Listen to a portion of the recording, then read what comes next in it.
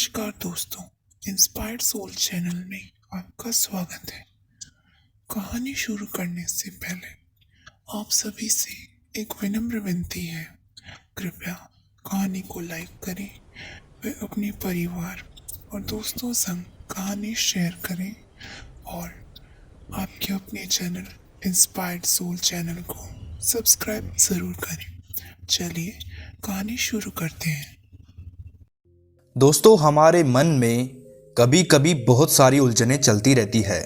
हमें समझ ही नहीं आता कि हम क्या करें, कैसे इन उलझनों को, इन दुखों को अपने जीवन से दूर करें। हम नहीं चाहते कि ये हमारे आसपास भी रहे। हम सब एक खुशी भरा जीवन चाहते हैं, पर ये उलझनें हमें इतना उलझा कर रखती है कि हम इन्हीं उलझनों में उलझे रह जाते हैं। हमारे जीवन में क्या चलता है, दुख क्यों है, हमें खुद को भी पता नहीं रहता। हम तो बस दुख करते रहते हैं। ये समझ ही नहीं पाते हैं कि आखिर हमें दुख क्यों है, किस बात का है, हम दुखी हैं ही क्यों। आज आपके हर सवाल का जवाब मिलेगा। बस आप इस कहानी को ध्यान से सुनना और आखिर तक देखना, तभी आपको सारे सवालों के जवाब मिल सकेंगे। एक बार की बात है, महात्मा गौतम बुद्ध अपने आश्रम में अपने सभी शिष्यों को उपदेश दे रहे थे कि तभी वहाँ पर एक व्यापारी आता है। वो रोते हुए बुद्ध से कहता है कि हे महाराज, मेरे साथ ऐसा क्यों हुआ। बुद्ध पूछते हैं कि क्या बात है, तुम मुझे तो बताओ। तब वो व्यापारी कहता है कि मेरे घर पर कई वर्षों के बाद मेरी एक संतान का जन्म हुआ। कितनी तपस्या और प्रार्थना के बाद जाकर ये दिन मेरे जीवन में आया था। मैं कितना खुश था कि तभी मेरी खुशियों को नज़र लग गई। कुछ वर्ष बाद ही मेरा पुत्र मुझे छोड़कर चला गया। आखिर मेरे साथ ऐसा क्यों हुआ, अब आप ही मुझे बताइए। मैं अपने पुत्र को कैसे भूलूं।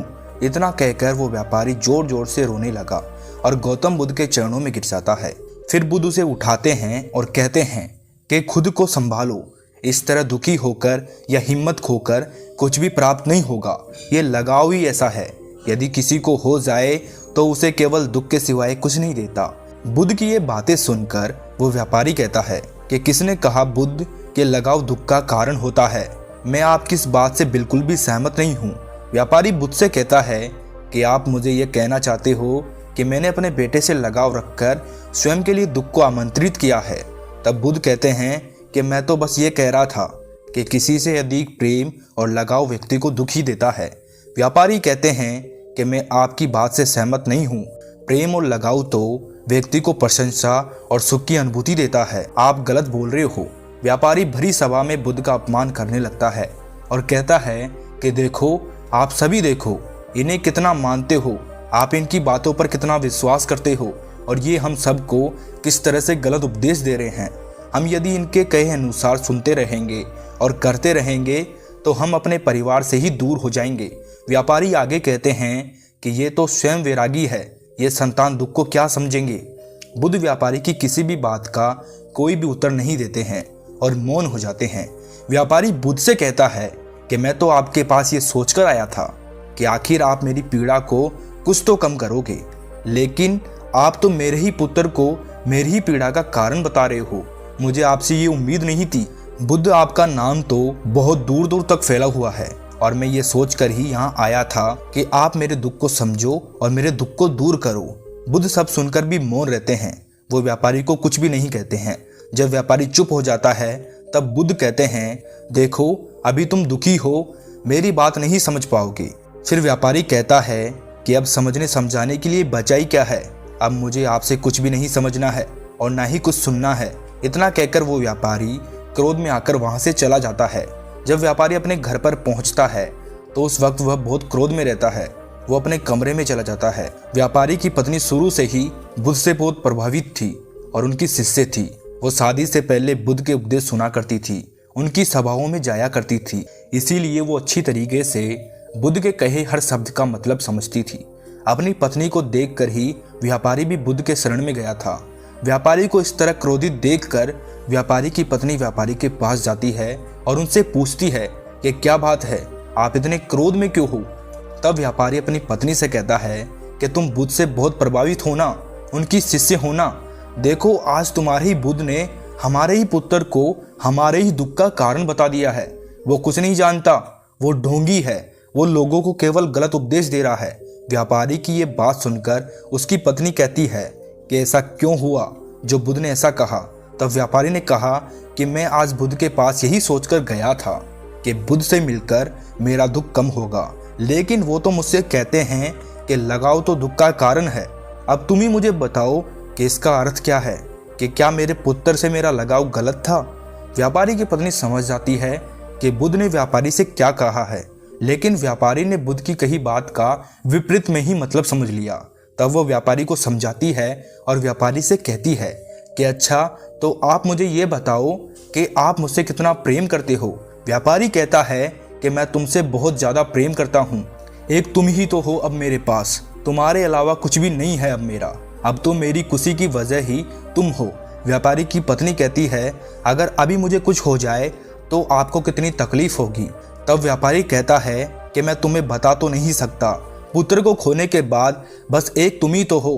तब व्यापारी की पत्नी कहती है तो ये आपका मेरे प्रति लगाव और प्रेम आपके दुख का कारण नहीं है। यदि मैं कल आपके साथ नहीं रहूं तो क्या आपको दुख नहीं होगा। तब व्यापारी कहता है अवश्य ही मुझे दुख होगा। तब व्यापारी की पत्नी कहती है कि यही तो बुद्ध आपको समझाना चाहते हैं कि किसी से भी अधिक लगाव व प्रेम आपको दुख देता है। आज हमारे पुत्र से हमारा अधिक लगाव ही था जो हमें उसे भूलने नहीं दे रहा है। अपनी पत्नी की बात सुनकर व्यापारी को सारी बात साफ और स्पष्ट समझ में आ जाती है। पत्नी कहती है कि बुद्ध भी आपको यही समझाना चाह रहे थे और कुछ नहीं। तब व्यापारी को अपनी गलती का एहसास हो जाता है और वो अगले दिन वापस बुद्ध के आश्रम में उनके पास जाता है और उनके पास जाकर पूरी सभा के सामने जिस तरह से उसने बुद्ध का अपमान किया था उसी प्रकार उनसे क्षमा मांगता है और बुद्ध से कहता है कि हे बुद्ध, आप सही थे, मैं ही आपको समझने में गलती कर बैठा, मुझे क्षमा कर दो। बुद्ध कहते हैं कि किसी से भी इतना लगाव नहीं रखना चाहिए कि वो आपको जीवन जीना ही भुला दे। आपका सभी कर्तव्यों के साथ एक कर्तव्य खुद के प्रति भी है कि आपको खुद के बारे में भी सोचना है। हमें लगाव होना चाहिए, लेकिन उतना ही कि आपके लिए कोई मुश्किल ना आए। व्यापारी बुद्ध की बात समझ जाता है और उनका आशीर्वाद लेकर लौट जाता है। दोस्तों, जीवन में कभी भी किसी भी वस्तु को या किसी भी मनुष्य को किसी से भी हद से ज़्यादा लगाव नहीं लगाना चाहिए, क्योंकि किसी से भी हद से ज़्यादा लगाव करना, प्रेम करना आपके लिए मुश्किल खड़ी कर सकता है।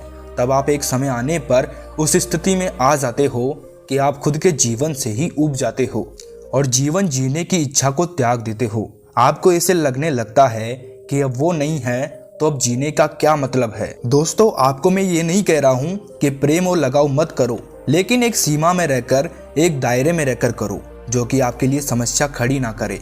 फिर गौतम बुद्ध अपने शिष्यों को उपदेश देने लगे। तभी उनमें से एक शिष्य उनसे पूछता है कि गुरुदेव, मैं आपसे कुछ पूछना चाहता हूँ। बुद्ध कहते हैं पूछो वत्स, तुम्हें क्या पूछना है।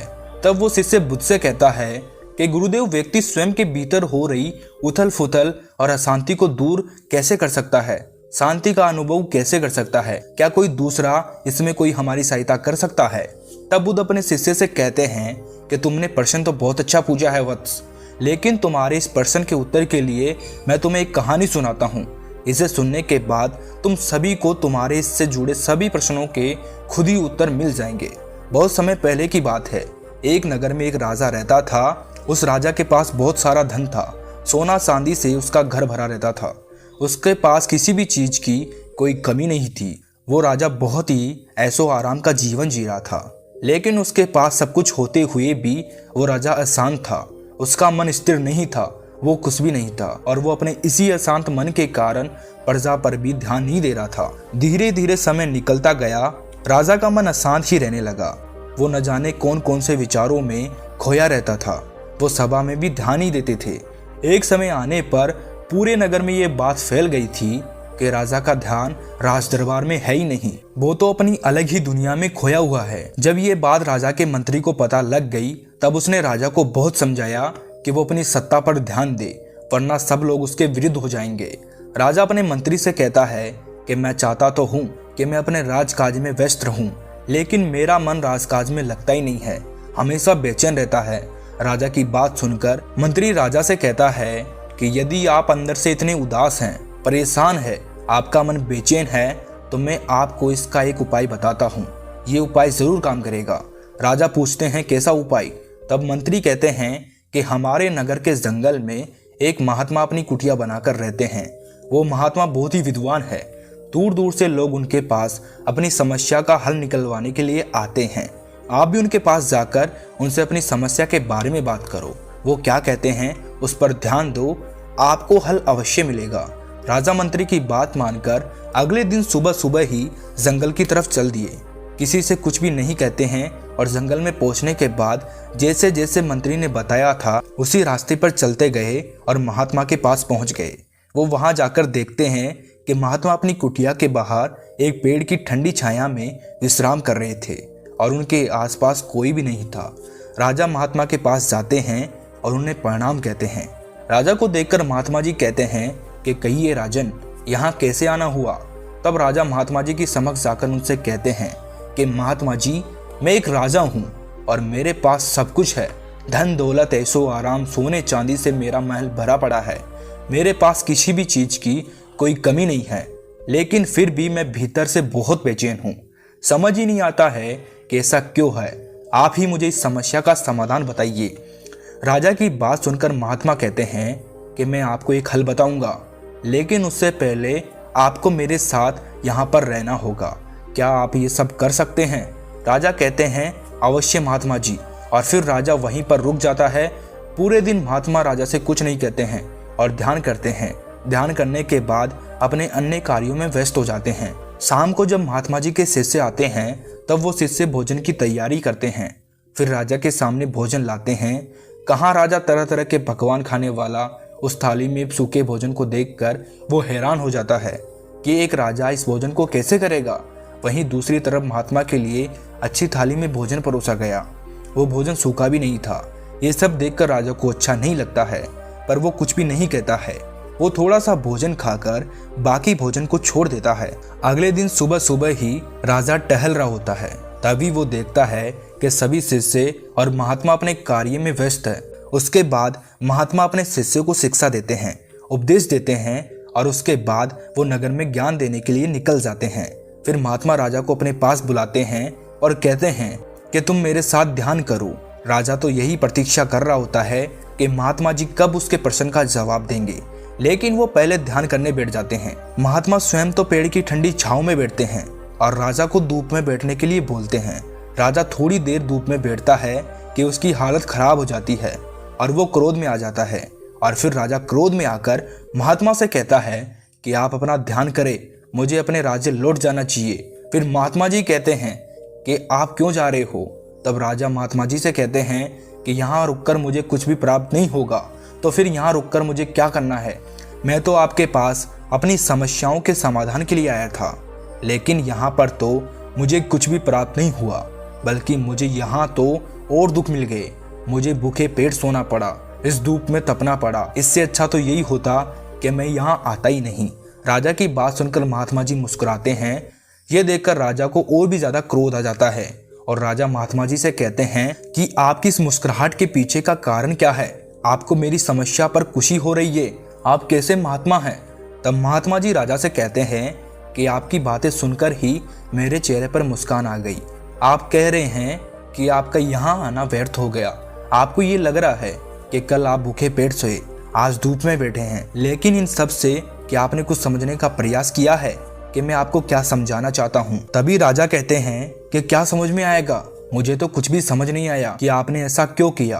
तब महात्मा जी कहते हैं कि ये सब करने के पीछे का कारण यही था कि मैं आपको ये समझाना चाहता था कि जिस प्रकार मेरी ठंडी छांव में बैठने से तुम्हारे हिस्से की धूप कम नहीं होगी, जिस प्रकार मेरा अच्छा भोजन करने से तुम्हारा पेट नहीं भर सकता, आपको संतुष्टि नहीं दे सकता, उसी प्रकार मेरे कुछ कहने या बताने से कुछ भी नहीं होगा। यदि आपके अंदर अशांति है, बेचैनी है, आप परेशान हो, तो आपको उसे अपने आप ही दूर करना होगा।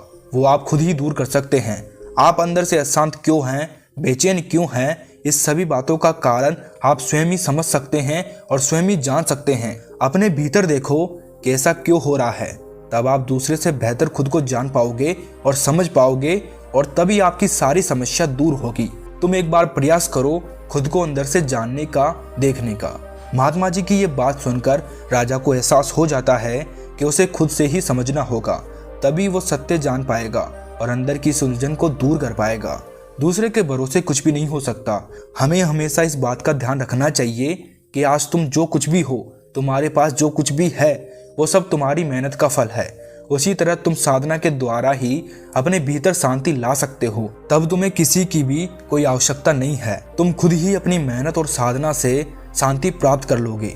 महात्मा जी की ये बात सुनकर राजा को सब कुछ समझ में आ जाता है और फिर महात्मा जी अपने किए हुए व्यवहार के लिए राजा से क्षमा मांगते हैं और फिर वो राजा वापस अपने महल लौट जाता है।